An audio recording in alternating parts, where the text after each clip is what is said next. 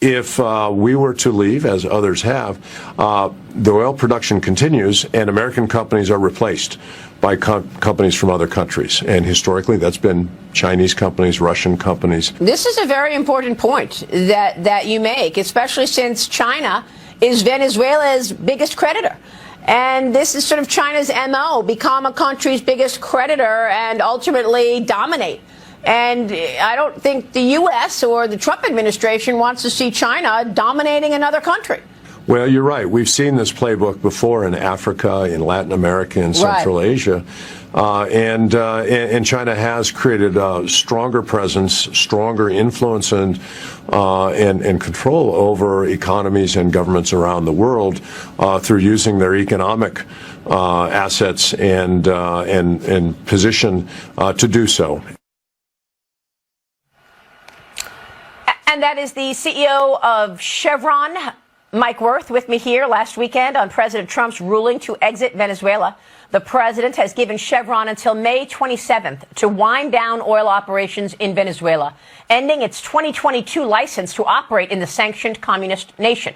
Chevron is only permitted to export that oil to the United States, as President Trump recently instituted a secondary tariff on Venezuela and said any country buying oil or gas from Venezuela will pay a 25% tariff on any trades with the United States.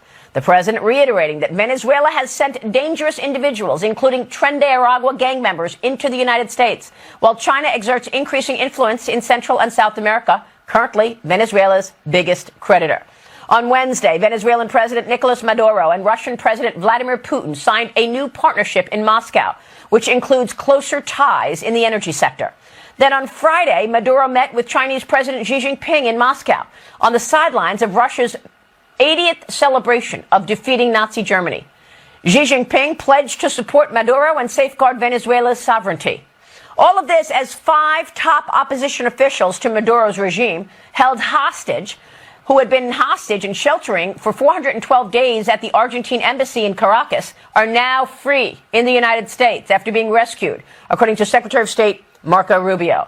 Maduro was sworn in this past January for his third 6-year term, despite global condemnation, calling his re-election illegitimate and crackdown on his political opponents. Joining me now in the Sunday Morning Futures exclusive from an undisclosed location in Venezuela is Venezuelan opposition leader Maria Corina Machado, whose 84-year-old mother just escaped Maduro's rule, fleeing the country. Maria, thank you so much for being here. We so appreciate your time. And I know that you have been hiding for 9 months. You've been barred from leaving the country for 11 years. You are in an undisclosed location right now. But the fact that your mother was able to flee and the fact that those people who are opposition leaders were able to get rescued shows you something about the cracked loyalty to Maduro. What can you tell us, Maria?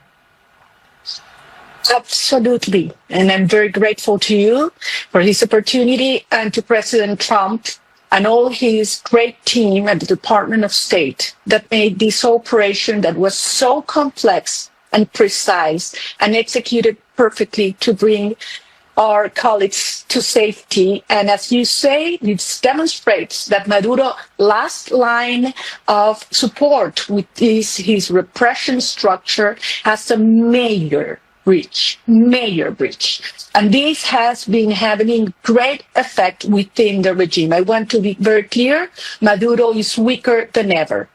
Totally rejected by 90% of the people, internationally isolated, and now with fractures within the regime. What can you do, Maria? You are stuck there. They are looking for you. They've been searching for you. They want to take you in. What can you tell us about your efforts and what the situation is like right now for you? Are you concerned about your own safety? Well, of course we are. We all are. We have more than 900 political prisoners right now that have been tortured, women that have been sexually assaulted. It's brutal. But the fact is that we're moving forward. And the fact that we have, this unwavering support from President Trump make things move ahead. And I believe that we have the greatest opportunity in front of us. And I want to insist this. A free Venezuela, Maria, is the greatest opportunity from a security perspective and also from a business and energy perspective to the U.S. And that's what we will do. Venezuela will be free. Venezuela will be a reliable partner of the U.S. We will kick out Iranian forces and agents, the Hezbollah, that have turned Venezuela into a base, operational base of the Iranian regime, and we will build a partnership to create a security shield for the Americas, for the stability of the region, and also for the national security of the U.S. On the other hand, I want to insist from the energy perspective. Under Maduro, Venezuela's energy, oil and gas industry has collapsed. Those companies all actually operating in Venezuela are forced to partner with a criminal structure, with a drug cartel. They're giving money to Maduro, and that means giving money for the drug cartels, for the operations, and enforcing the criminal gangs like Nicaragua that are operating all across the continent. So President Trump's decision is the right one. We need to move forward, cut these sources flows going into the criminal Maduro structure. Remember, Maduro is the head of the Nicaragua, and support the heroic fight of the Venezuelan people for democracy, which I know will come very soon. So what do you want to say to those companies like Chevron who want to keep operating in Venezuela because they're afraid when they leave, China will dominate? Well, first of all, whoever thinks that China will defy President Trump and the U.S. government doesn't understand. I mean, President Trump has been very clear about secondary sanctions. You mentioned it clearly. On the other hand, I think that's quite short-sighted position, Maria, because right now, what are they producing in Venezuela? Crumbles. With a free Venezuela, the energy sector will boom. We want American companies investing and producing. We will have security for them, rule of law. We will cut taxes, operational costs. We will turn Venezuela from the criminal hub of the Americas into the energy hub of the Americas. I'm talking about a business opportunity of $1.7 trillion. This is unique.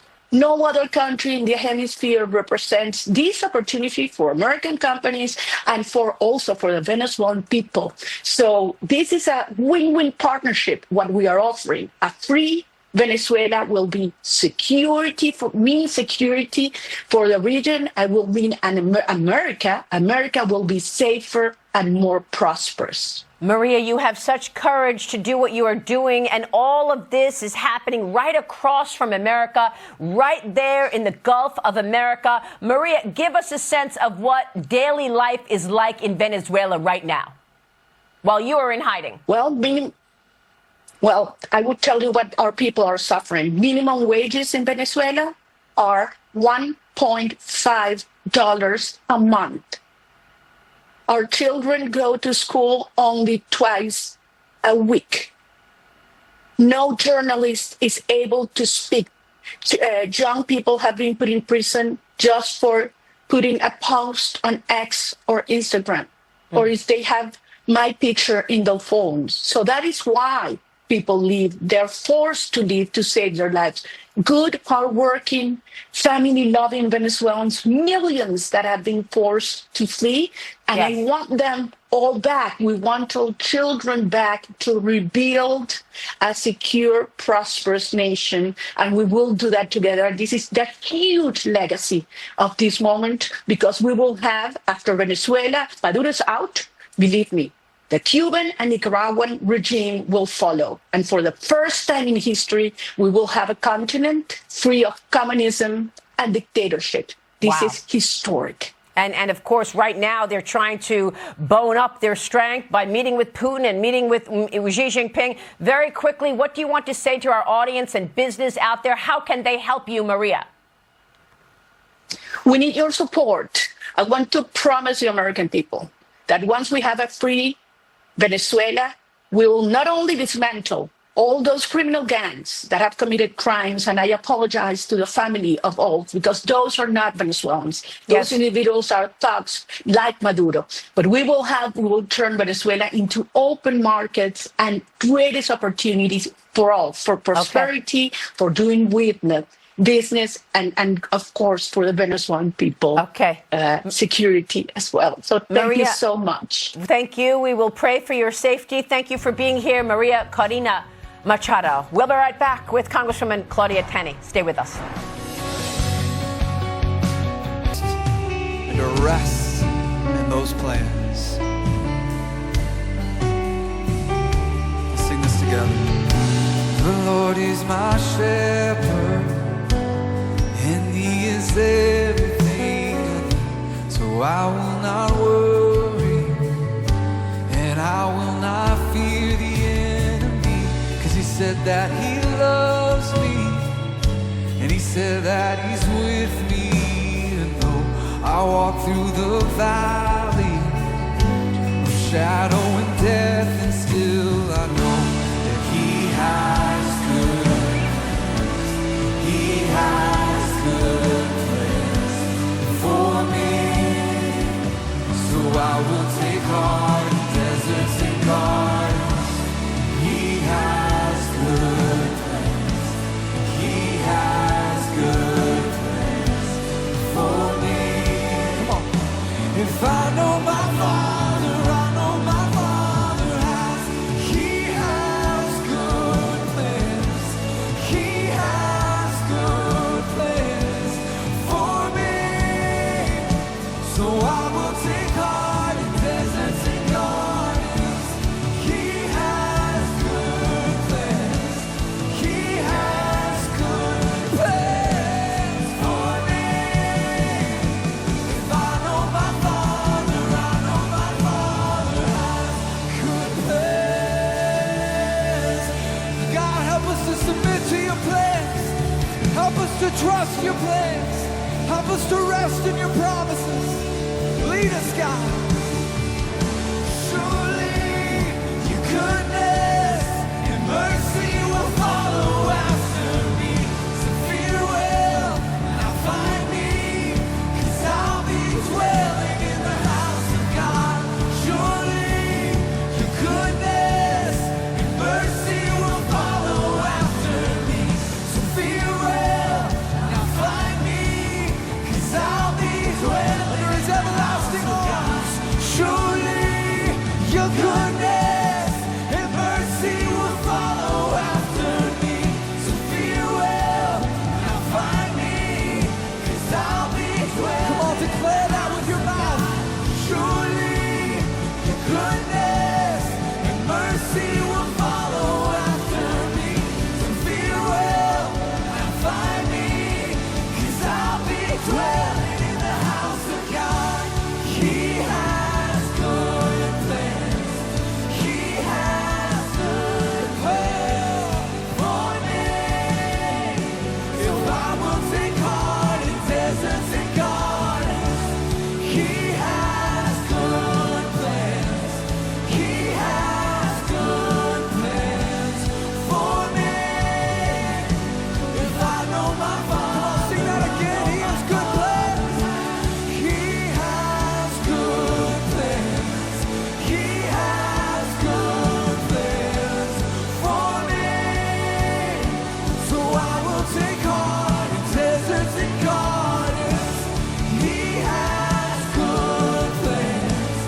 He has good plans for me.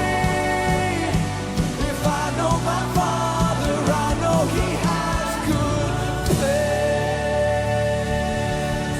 God has good plans.